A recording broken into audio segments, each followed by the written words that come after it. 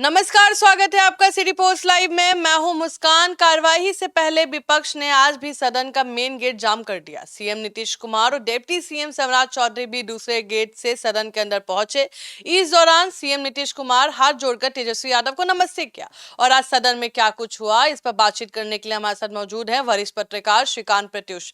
Sir, 2 दिन हंगामा हुआ, आज के दिन भी हंगामा हुआ, वो क्या था?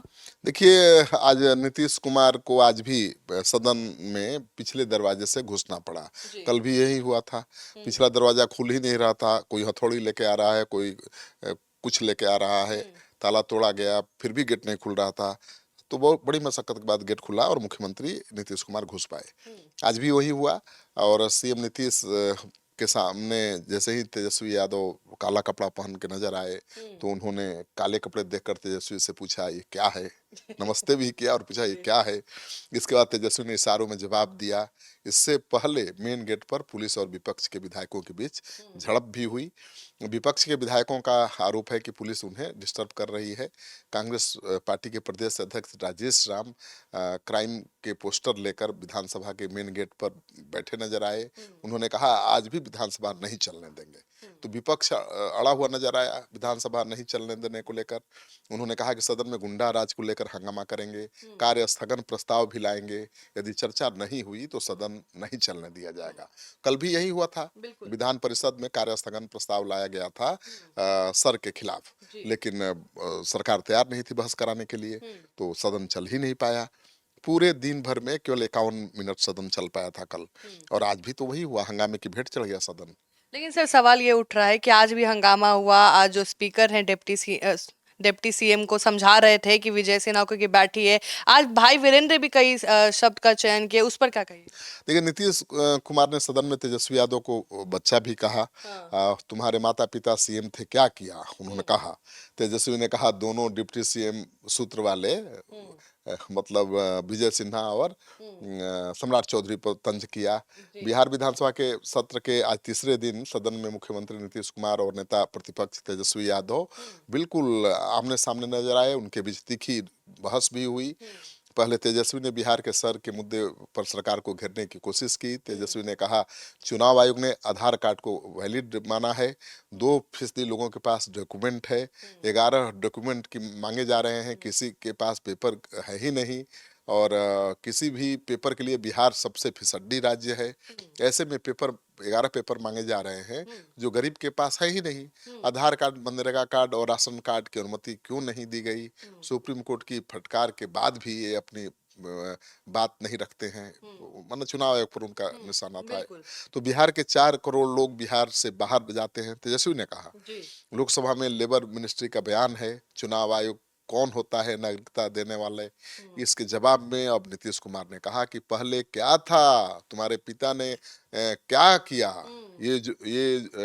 लोग जो कहते रहते हैं, जब भी इन लोगों का कोई काम आता है ये कहते हैं तो हम करवाते हैं। पहले किसी ने महिलाओं को कुछ किया दिया था? महिलाओं के लिए कुछ किया था? हमने महिलाओं के लिए काम किया। हम अपने कामों को लेकर लोगों के बीच जाएंगे, काम गिनवाएंगे। तुम बच्चे थे, तुम्हारे माता पिता सीएम रहे, क्या किया? कुछ नहीं। इतना मतलब पूरा फटकार दिया नीतीश कुमार ने। कल तो नहीं बोले थे नीतीश कुमार, ताली खाली शांत होके देख रहे थे, ताली बजा के बैठ गए। चले गए थे। आज उन्होंने खूब फटकार लगाई तेजस्वी को। सदन में नीतीश कुमार बयान दे रहे थे, इसी दौरान भाई वीरेंद्र बीच में बोलने लगे। इस पर स्पीकर भड़क गए। उन्होंने आरजेडी विधायक को माफी मांगने के लिए कहा। इस पर भाई वीरेंद्र ने कहा ये सदन किसी के बाप का है। हाँ, भाई वीरेंद्र के इस बयान पर डिप्टी सीएम विजय सिन्हा भी उखड़ गए और कहा कि ये राजद के लोग गुंडे लेकर आए हैं, हजारों लोगों की हत्या करके ये लोग आए हैं। सदन में नेता प्रतिपक्ष तेजस्वी यादव ने कहा लालू जी के कहते हैं कि वोट का राज मतलब छोट का राज। तेजस्वी ने कहा संविधान ने सभी को समान अधिकार दिया है, हम सर का विरोध नहीं कर रहे हैं, प्रक्रिया और पारदर्शिता का को लेकर हम सवाल उठा रहे हैं। तो चुनाव निष्पक्ष होना चाहिए और किसी का नाम नहीं कटना चाहिए। लेकिन जैसे ही विजय सिन्हा ने भाई वीरेंद्र के खिलाफ कार्रवाई की मांग की, कहा कि इनके खिलाफ कार्रवाई होगी, तो कार्रवाई की मांग करते तो अच्छा था, लेकिन कहा कि कार्रवाई होगी।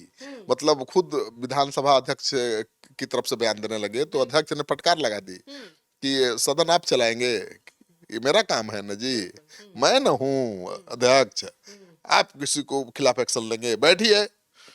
तो आप अपने मतलब स्पीकर जी ने दोनों को फटकार लगाई, तेजस्वी यादव भाई वीरेंद्र और विजय सिन्हा। सबको समझाया कि भाई आप अपने अधिकार क्षेत्र से बाहर मत जाइए, बवाल मत करिए, जो जनहित की बातें हैं उसको कीजिए, और सब लोग अपना अपना बारी बारी से पक्ष रखिए, लेकिन ऐसे बवाल करेंगे तो कैसे कोई बोल पाएगा। और विजय सिन्हा को कहा कि आप स्पीकर हैं क्या, स्पीकर मैं हूं कि आप हैं, क्या एक्शन लेना है आप हमको बताएंगे भाई वीरेंद्र के खिलाफ, बैठिए। तो सबको डांट फटकार के, अभिभावक होते हैं भाई, विधानसभा अध्यक्ष अभिभावक की भूमिका में होते हैं, और नंदकिशोर यादव तो बहुत सीनियर नेता हैं, बहुत अनुभव वाले हैं, तो उनकी फटकार को कोई बुरा मानता भी नहीं है। तो सर जो अभी मुद्दा उठा रहे तेजस्वी यादव, लेकिन चुनाव आयोग ने तो 12 राजनीतिक जो बड़े दल है उनको तो सूची दे दी है कि ये नाम है, ये पता है, अब आपके वोटर्स हैं तो इनका वेरिफिकेशन कराइए, तो अब ये सवाल क्यों उठ रहा है? अब देखिए उतना आसान काम नहीं है, करीब 51 लाख लोग ऐसे हैं जिनका नाम कट सकता है। चुनाव आयोग ने 12 बड़े दलों को उनकी सूची भेज दी है कि ये लोग हैं जिनका नाम कट सकता है, क्योंकि इनमें से बहुत ऐसे हैं जो मृतक हुए हैं, जो मर चुके हैं, बहुत ऐसे हैं जिनका कोई अता पता ही नहीं है, बहुत ऐसे हैं जिनका 2 जगहों पर नाम है, तो ये नाम कट सकते हैं। अगर आपको लगता है कि नहीं ये वैलिड वोटर्स हैं, तो आप इनका प्रमाण पत्र, इनका प्रमाण दीजिए चुनाव आयोग को, चुनाव आयोग नहीं काटेगा किसी का नाम। तो मुझे लगता है कि अब मुश्किल बढ़ गई है। चुनाव आयोग का कहना है कि बाहरी वोटर्स आ गए हैं, ये कह रहा तेजस्वी यादव ने, सूत्रों के जरिए बड़ी बड़ी बातें की जा रही है, कंफ्यूज करने वाली बातें की जा रही हैं, लेकिन किसी का नाम नहीं कटना चाहिए। लेकिन चुनाव आयोग कह रहा है कि भाई हम नाम कहाँ किसी का काट रहे हैं, हम तो वेरिफिकेशन कर रहे हैं, और 51 लाख लोग अब तक ऐसे मिले हैं जिनको कंटिन्यू नहीं किया जा सकता वोटर लिस्ट में। अगर कंटिन्यू करना है तो उनको प्रमाण देना पड़ेगा, कागज देना पड़ेगा, और उन्होंने राजनीतिक दलों को लिस्ट सौंप दी है। तेजस्वी यादव की यही मांग थी कि चुनाव आयोग जिसका भी नाम हटाए उसकी पूरी सूची दे राजनीतिक दलों को, ताकि हम लोग पता कर सकें कि सही लोग हटे हैं या गलत लोग हटे हैं।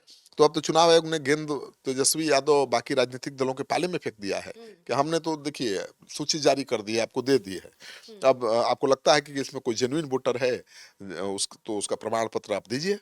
लेकिन सर तेजस्वी यादव ने जो बात उठाई है कि 2003 में यही काम करने के लिए 2 से 3 साल लगे, और अभी तो पॉपुलेशन बहुत बढ़ चुका है, अब ये 6 महीने में कैसे इतने जल्दी जल्दी चुनाव आयोग कंप्लीट कर रहा है? देखिए अब इसमें लाखों लोग लगे हुए हैं। अब ये कोई जरूरी नहीं है कि जो काम 2003 में 3 साल में होता था 2025 में 3 साल में होगा। अरे जमाना बदल गया, तरीका बदल गया, अब टेक्नोलॉजी आ गई है, तो पहले और आज में बहुत फर्क है। जो काम पहले 3 साल में होता था आज 3 दिन में भी होता है। तो चुनाव आयोग ने तो लाखों वॉलंटियर्स को लगाया है, राजनीतिक दलों के कार्यकर्ताओं को भी लगाया है। वो तो चुनाव ये कह रहा है कि भाई राजनीतिक दल के कार्यकर्ता जाकर अपने वोटर से कहें कि वो अपना फॉर्म अपलोड करें, अपना प्रमाण पत्र दें, अपना नाम कटने न दें। तो ये तो राजनीतिक दलों की भी जिम्मेवारी है ना, देखना है कि उनके वोटर का नाम ना कटे। तो चुनाव आयोग ने तो सूची दे दी है, आप पहचानिए कौन आपका वोटर है और उसका प्रमाण पत्र जमा करिए, वोटर लिस्ट में नाम चढ़वा लीजिए। चुनाव आयोग कैसे मना करेगा? चुनाव आयोग फिर से एक बार जांच कराएगा, फिर से एक बार जांच कराएगा, उनको मौका देगा कि भाई एक बार फिर नहीं भरे हैं फार्म तो भर लीजिए, कोई कागज नहीं है तो आप अगस्त महीने तक दे लीजिए, सितंबर में लिस्ट पब्लिश होगा, उस पर आपका नाम होगा। लेकिन आप अगस्त महीने तक भी अगर जरूरी कागजात नहीं देंगे, फार्म अपलोड नहीं करेंगे, तो आपका नाम कैसे रहेगा? और जो लोग अभी जीवित ही नहीं है उनका नाम कैसे रहेगा? जिन लोगों का कोई अता पता ही ठिकाना ही नहीं है, उनका नाम कैसे रहेगा? और कई तो हैं जिनके 2-2 में है नाम, कई ऐसे लोग हैं जिनका 2 विधानसभा 3 विधानसभा क्षेत्रों में नाम है वोटर लिस्ट में, उनका नाम कैसे रहेगा? तो उनको बताना होगा कि नहीं हम इसी विधानसभा से वोट देंगे। तो चुनाव आयोग पर सीधे आरोप लगाने से कुछ नहीं होगा। चुनाव आयोग टेबल पर बैठ के किसी का नाम नहीं काट सकता है। तो क्या सर अब चुनाव आयोग पीछे तो हटेगा नहीं, चाहे आप क्यों हटेगा चुनाव आयोग? ये तो प्रक्रिया है, संवैधानिक प्रक्रिया है, प्रक्रिया को लेकर सवाल उठा रहा है विपक्ष ना भाई, लेकिन ये संवैधानिक प्रक्रिया है, होता रहा है। चुनाव आयोग की कोई गलती पकड़ी जाएगी अगर तेजस्वी यादव को तो सूची मिल गई है, अगर वो पकड़ लेंगे कि नहीं ये सारे अच्छे सही वोटर हैं और इनको चुनाव आयोग हटा रहा है, ये हमारे वोटर हैं, इनको जानबूझकर वोटर लिस्ट से हटाया जा रहा है, तब बवाल होगा, तब चुनाव आयोग की मुश्किल बढ़ेगी।